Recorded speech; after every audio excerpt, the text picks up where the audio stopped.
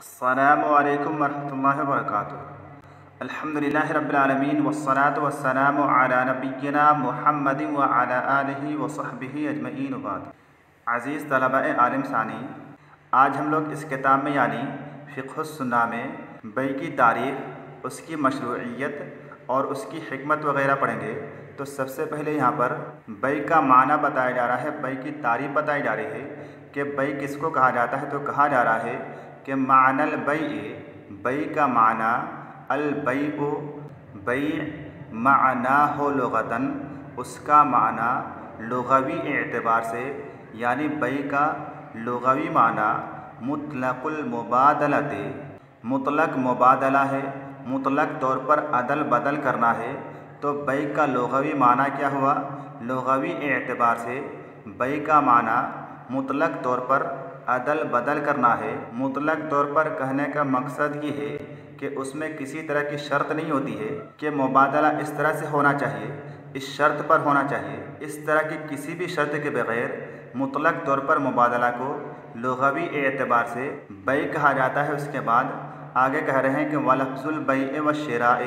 يُطْلَقُ كُلٌّ مِّنْهُمَا عَلَى مَا يُطْلَقُ عَلَيْهِ الْآخَرُ، کہ بیع اور شراء کے یہ دونوں کلمات، یہ دونوں الفاظ یطلق کل منہما، ان میں سے ہر ایک کا اطلاق ہوتا ہے،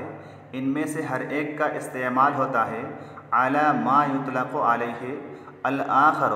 اس چیز پر جس پر کہ دوسرے کا اطلاق ہوتا ہے، یعنی بیع کا اطلاق شراء کے مطلب اور مقصود پر ہوتا ہے، اسی طرح سے شراء کا اطلاق بیع کے مطلب اور مقصود پر بھی ہوتا ہے۔ ان میں سے ہر ایک کا اطلاق ایک دوسرے کے مطلب اور مقصود پر ہوتا ہے۔ فَهُمَا مِنَ الْأَلْفَاظِ الْمُشْتَرَكَةِ بَيْنَ الْمَعَانِي الْمُتَضَادَّةِ، پس یہ دونوں یعنی بیع اور شراء ان الفاظ میں سے ہیں جو کہ متضاد معانی کے مابین مشترک ہیں۔ ان کو علماء لغت نے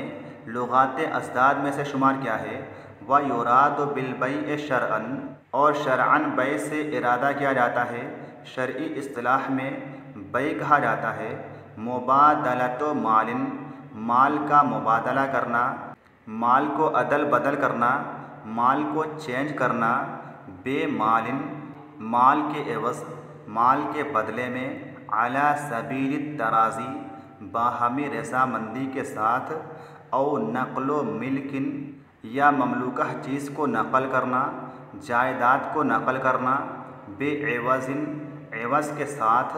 بدلے کے ساتھ، علی الوجہ المأذون فیہ، اس میں مأذون کے طریقے پر، اجازت ملنے کے طریقے پر، یعنی شریعت نے اس کی اجازت بھی دی ہو، حرام طریقہ نہ اپنایا گیا ہو۔ تو یہ بیع کی شرعی تعریف ہے کہ باہمی رضامندی کے ساتھ مال کو مال کے بدلے مبادلہ کرنا، یا کسی ملکیت کو عوض کے بدلے مبادلہ کرنا، اس طور پر کہ شریعت نے اس کی اجازت دی ہو۔ اس کے بعد آگے بیع کی مشروعیت بیان کی جا رہی ہے کہ بیع کی مشروعیت کن چیزوں سے ثابت ہے۔ تو بیان کیا جا رہا ہے کہ مشروعیت ہو، بیع کی مشروعیت، البیع مشروع بالکتاب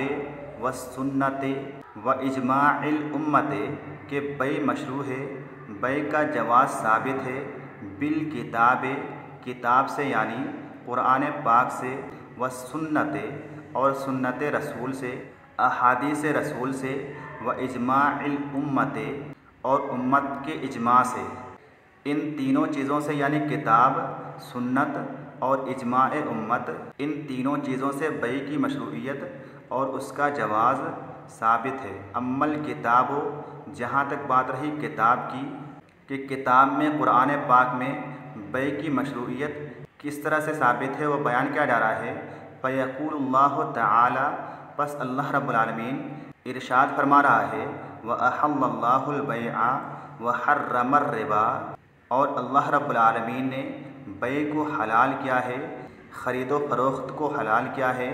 تجارت کو حلال کیا ہے، وَحَرَّمَ الرِّبَا، اور سود کو،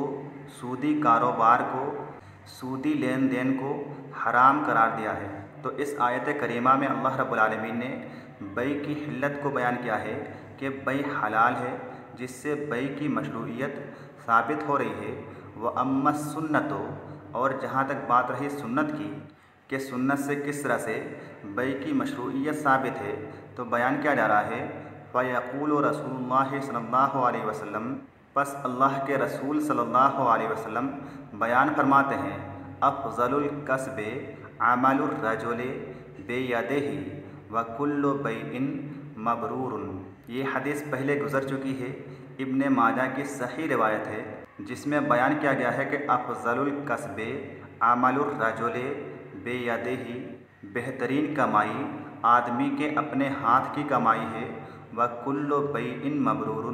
اسی طرح سے ہر مبرور بیع مبرور کیا ہے وہ حاشیہ نمبر 5 میں دیا ہوا ہے کہ البیع المبرور هو الذی لا غش فیہ ولا غرر، کہ بیع مبرور ایسے بیع کو کہا جاتا ہے جس میں دھوکہ دھڑی اور فراڈ نہیں ہوتا ہے۔ تو اس حدیث پاک سے بھی ثابت ہوا کہ شریعت میں بیع مشروع ہے۔ اس کے بعد کہہ رہے ہیں وقد اجمعت الامۃ علی جواز البیع والتعامل بہ من عہد رسول اللہ صلی اللہ علیہ وسلم الی یومنا ھذا، اور تحقیق کی امت کا اجماع ہے، امت نے اجماع کیا ہے علی جواز البیع، بیع کے جواز پر، بیع کے جائز ہونے پر، والتعامل بہ، اور اس کے روبہ عمل ہونے پر، اس کو عمل میں لانے پر، من عہد رسول اللہ صلی اللہ علیہ وسلم، اللہ کے رسول صلی اللہ علیہ وسلم کے عہد سے، اللہ کے رسول صلی اللہ علیہ وسلم کے زمانہ سے، الی یومنا ھذا، ہمارے اس دن تک یعنی آج تک۔ تو امت کا بھی اس بات پر اجماع ہے کہ بیع جائز ہے۔ اس کے بعد آگے بیع کی حکمت بیان کی جا رہی ہے کہ بیع کی کیا حکمت ہے، بیع کو اسلام میں جائز قرار دیا گیا ہے، اس کی کیا وجہ ہے، اس کے پیچھے کون سے اسباب ہیں۔ بیان کیا جا رہا ہے کہ حکمتہ، بیع کی حکمت، شرع اللہ البیع، اللہ رب العالمین نے بیع کو مشروع قرار دیا ہے، جائز قرار دیا ہے، توسعۃ منہ علی عبادہ، اپنے بندوں پر اس سے توسع کرتے ہوئے اللہ رب العالمین نے بیع کو مشروع قرار دیا ہے، اپنے بندوں پر اس بیع کے ذریعے توسع کرتے ہوئے، کشادگی پیدا کرتے ہوئے، تاکہ اس سے بندوں کو کشادگی ملے، وسعت ملے، اور ایک دوسرے کے ساتھ معاملات کرنے میں آسانی ہو۔ فَإِنَّ لِكُلِّ فَرْدٍ مِّنْ أَفْرَادِ النَّوْعِ الْإِنسَانِيِّ ضَرُورَاتٌ، اس لیے کہ نوع انسانی میں سے تمام افراد کے پاس ضرورتیں ہیں، ہر انسان کی کچھ نہ کچھ ضروریات ہے، من الغذاء، خوراک میں سے، کھانے پینے میں سے، والکساء، اور لباس میں سے، پوشاک میں سے، وغیرہا مما لا غنی للانسان عنہ، اور ان کے علاوہ بھی بہت سی ایسی چیزیں ہیں جن کی انسان کو حاجت اور ضرورت ہوتی ہے، ما دام حیا، جب تک کہ باحیات ہے، جب تک کہ زندہ ہے، یعنی جتنا دن تک انسان زندہ رہتا ہے اسے اپنی زندگی گزارنے میں بہت سی ایسی چیزوں کی ضرورت ہوتی ہے جو چیزیں اس کے پاس نہیں ہوتی ہیں، وہ ان چیزوں کو دوسروں سے حاصل کرتا ہے، لیتا ہے، خریدتا ہے۔ آگے کہہ رہے ہیں وَهُوَ لَا يَسْتَطِيعُ وَحْدَهُ، اور وہ اکیلے استطاعت نہیں رکھتا ہے، طاقت نہیں رکھتا ہے، أَن يُوَفِّرَهَا لِنَفْسِهِ، کہ وہ ان تمام چیزوں کو مہیا کرے، ان تمام چیزوں کا انتظام کرے، لِنَفْسِهِ، اپنے نفس کے لیے، کہ وہ ان تمام چیزوں کو اپنے نفس کے لیے مہیا کرے، انتظام کرے، لِأَنَّهُ مُسْتَرٌ إِلَى جَلَبِهَا مِنْ غَيْرِهِ، کیونکہ وہ ان چیزوں کو حاصل کرنے کے لیے محتاج ہے، ضرورت مند ہے، من غیرہ، دوسروں کا، دوسروں سے مدد حاصل کر کے ہی وہ ان تمام چیزوں کو حاصل کر سکتا ہے، اکیلے اس کے پاس اتنی استطاعت اور طاقت نہیں ہے کہ وہ ان تمام چیزوں کو خود بخود تیار کرے۔ مثال کے طور سے ہم اپنی زندگی کو لیں، ہم کھانا کھاتے ہیں تو ہمارے کھانے کی چیزیں کہاں کہاں سے آتی ہیں، کتنی دکانوں سے ہم الگ الگ چیزیں خریدتے ہیں، اس کے بعد کھانا تیار کرتے ہیں۔ کپڑے پہنتے ہیں तो उन्हें खुद बुन करके अपने हाथ से सिलाई करके नहीं पहनते हैं, बल्कि दूसरों से हम इसके लिए मदद लेते हैं। ऐसे ही हमारे जूते, हमारी चप्पल, हमारी किताबें, हमारे कलम और न जाने कितनी चीज़ें हैं जो कि हम दूसरों ही से हासिल करते हैं, हम खुद बना करके उनका इस्तेमाल नहीं करते हैं। तो मालूम हुआ दूसरों से मदद हासिल किए बग़ैर हम अपनी ज़िंदगी सही से नहीं गुजार सकते हैं। आगे कहा जा रहा है, वलैसा सम्मता तरीक़तुन अकमला मिनल मुबादलति, और मुबादला से ज़्यादा अकमल, अदल बदल से ज़्यादा बेहतर कोई दूसरा तरीक़ा नहीं है। फ़युअती मा इंदहु, बस उसके पास जो चीज़ है वो दे, मिम्मा युमकिनुहुल इस्तिग़नाउ अन्हु, जिससे वो मुस्तग़नी है या जिससे वो मुस्तग़नी हो सकता है, जो भी कीमत चाहे अदा करे। बदल मा यअख़ुज़ुहु मिन ग़ैरिही, उस चीज़ के बदले में जो वो दूसरे से ले रहा है, अख़ज़ कर रहा है, जो भी वो सामान ले रहा है, मिम्मा हुआ फ़ी हाजतिन इलैहि, जिस चीज़ की तरफ उसे हाजत है, ज़रूरत है,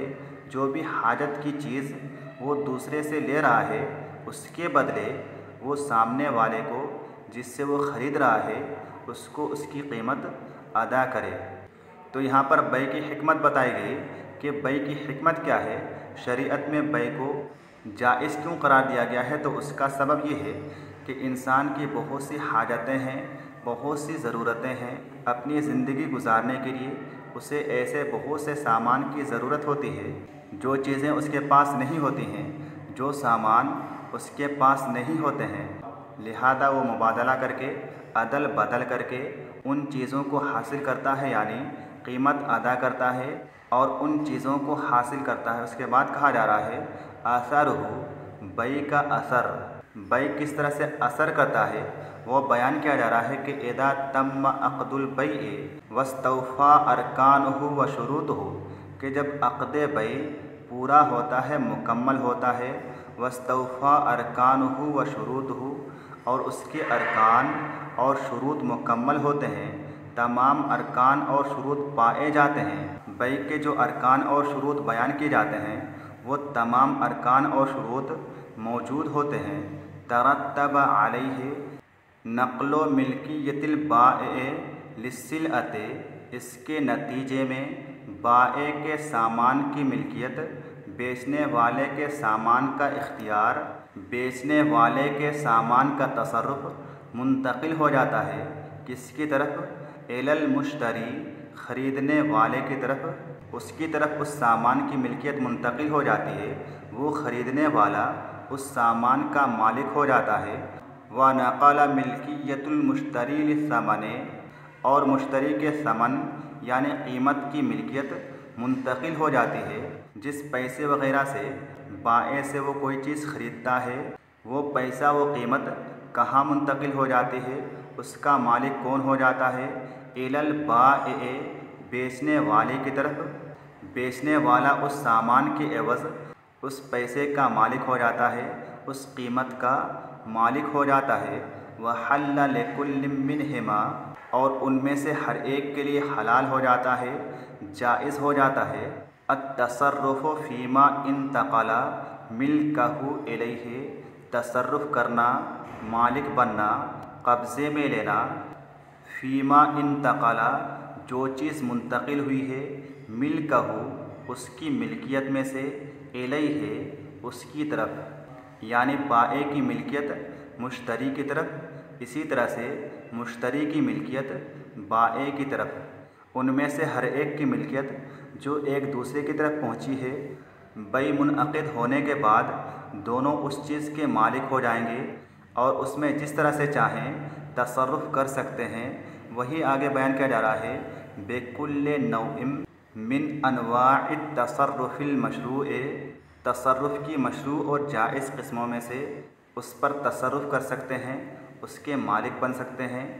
और उससे फ़ायदा हासिल कर सकते हैं। लेकिन तरीक़ा जायज़ होना चाहिए, गैर मशरू तरीक़ा नहीं होना चाहिए। तो आज के लिए बस इतना ही। अस्सलामु अलैकुम वरहमतुल्लाहि वबरकातुहू।